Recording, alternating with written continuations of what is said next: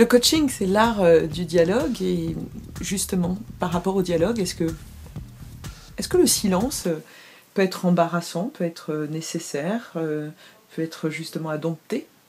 Alors le silence, c'est un vaste sujet, c'est-à-dire en fait, souvent dans le coaching, on va parler d'écoute. Et l'écoute, au premier degré, ben, c'est savoir se taire et laisser la place au client. Donc il y a beaucoup de coachs qui disent qu'ils savent écouter, mais c'est beaucoup plus subtil que ça, c'est-à-dire qu'à mon avis, le silence est central dans tous les outils de coaching.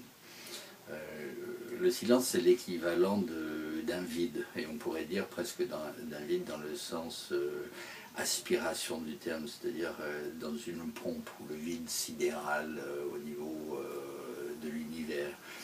C'est-à-dire dès qu'on fait un silence un peu plus appuyé, dès qu'on propose finalement dans la relation avec le client un silence, l'effet du silence, c'est comme un vide qui va aspirer. Alors il faut savoir de qui ça va aspirer. Si le coach recommence à parler tout de suite, bien sûr, il remplit le vide. Si on laisse le vide d'une certaine façon avec le client va chercher à l'intérieur de lui-même comme une pompe, ça va aspirer. Donc le coaching, on dit, ne pousse pas, ne tire pas le client. Mais finalement, qu'est-ce qu'il fait? En mettant un silence ou en mettant un vide dans la relation, ça va aspirer des choses beaucoup plus profondes chez le client. Donc le client va chercher de plus en plus loin à l'intérieur de lui. Plus le silence est fort, plus la qualité du silence du coach et la présence du coach dans ce silence est appuyée, on pourrait dire, dans la relation, plus le client va se centrer sur lui-même et chercher à l'intérieur. Alors il y a des tas d'indicateurs par rapport à ça et des tas d'outils qui s'insèrent là-dedans. Autrement dit, on va dire le coaching, c'est l'accompagnement par des questions puissantes. Qu'est-ce que c'est qu'une question puissante? Si le coach pose une question, le client peut y répondre tout de suite, elle n'est pas puissante. Si le coach pose une question et tout d'un coup le client dit « Ah !»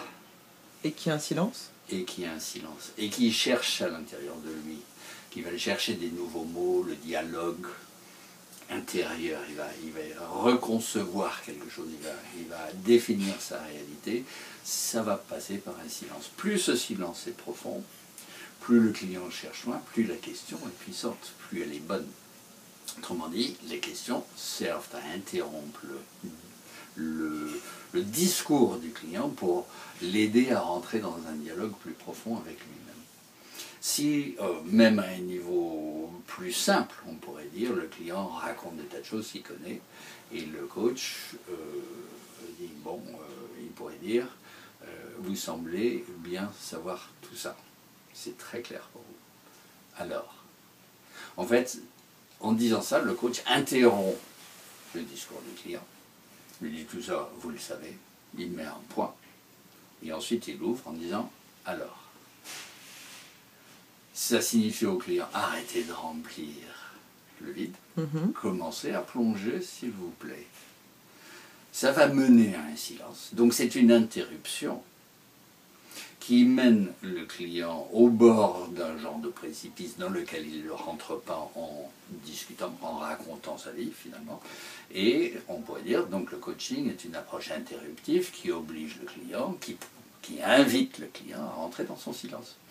Si jamais le client dit quelque chose et il y a un mot auquel il ne prête pas attention, le coach va relever ce mot. Il va dire, vous avez dit...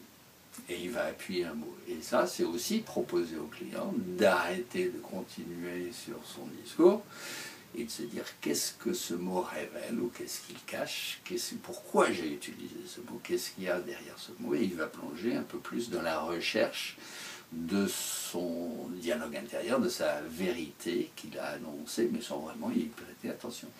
Donc en fait, on pourrait dire que presque toutes les techniques de coach sont des techniques qui recentre le client sur une recherche dans son dialogue intérieur, et le silence est l'outil principal. Les autres techniques ne servent qu'à inviter le client à rentrer dans son silence.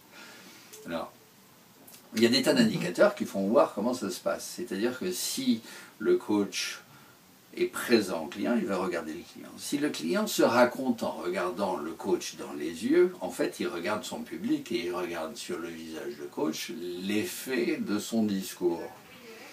Mais si le coach interrompt ce discours, on pourrait dire social, entre le coach et le client, et lui pose une question qui l'amène au silence ou interrompt son dialogue et le client commence à chercher, tout d'un coup, le client va regarder ailleurs. Il va regarder à l'intérieur, en fait, mais il va quitter les yeux du coach.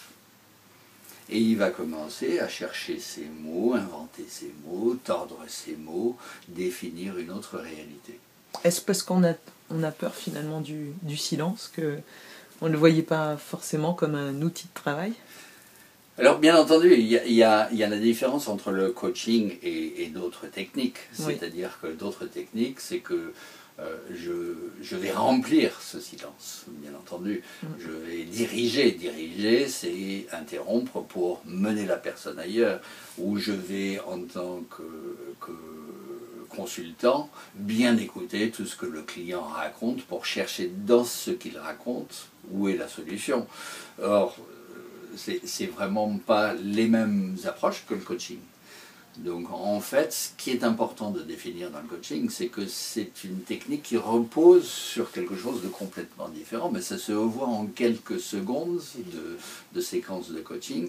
Si le coach travaille avec le silence et propose le silence au client, alors ça va plus loin, c'est-à-dire que le silence en quelque sorte, c'est un espace. C'est un espace vide et on va demander au client de prendre cet espace et de se déployer dans cet espace. Alors la définition de coaching, une des définitions, c'est d'accorder au client un espace libre dans lequel il peut se déployer et grandir. Bon, on dit ça, mais l'espace en fait, c'est pas seulement un lieu, c'est un vide, c'est un espace dans sa vie. On va voir que les clients, quelquefois, qui viennent et qui se racontent beaucoup, il y a presque, comme je le fais maintenant, presque aucun espace pour l'autre. C'est des gens qui prennent toute la place. Ils ne savent pas déléguer. Ils n'ont pas d'espace dans leur vie. Donc, d'amener le client à apprivoiser son propre vide, faire face à son propre vide, apprécier son vide, c'est amener le client à mettre des espaces dans sa vie. C'est l'amener à s'occuper un peu plus de lui. Donc les conséquences sont énormes. Donc ça ressent. En termes de processus d'accompagnement pour apprivoiser le silence et accompagner le client pour qu'il apprivoise son propre silence. Alors, merci beaucoup Alain. Et ce qui est assez drôle, c'est qu'autour de nous, il y avait beaucoup de bruit pendant qu'on parlait du silence. C'est étonnant comment l'univers conspire. N'est-ce pas?